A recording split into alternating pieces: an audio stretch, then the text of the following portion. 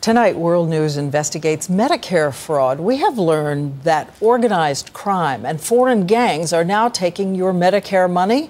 And here's Senior Justice Department correspondent Pierre Thomas.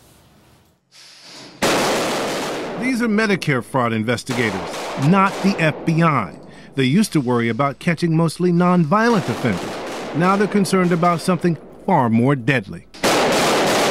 Our folks are out there engaging a criminal element that is dangerous. For gangs, members of the mafia, and other thugs, Medicare fraud is becoming big business. It's so easy to steal from Medicare and Medicaid. It attracts a violent criminal element so they can cash in on their schemes. Crime rings across the country are ripping off taxpayers of millions in Medicare dollars. In California, we see Armenians. In Texas, we see Nigerians. Florida, Cubans. In the Northeast, we'll see Ukrainians and Russians. Here's how it works. They set up fake companies like this one in Florida, and each can bill the government for equipment and services never delivered.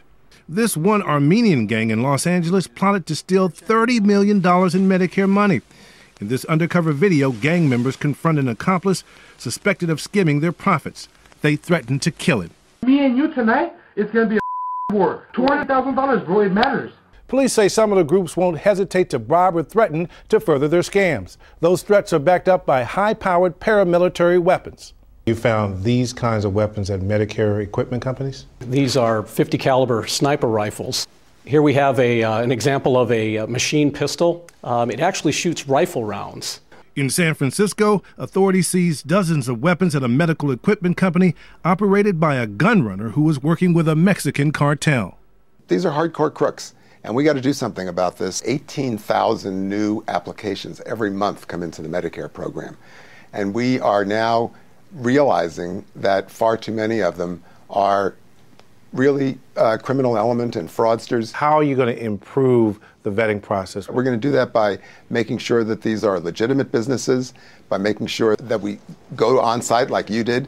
Budetti claims in the first year these new measures were put in place, 16,000 companies could not stand up to scrutiny.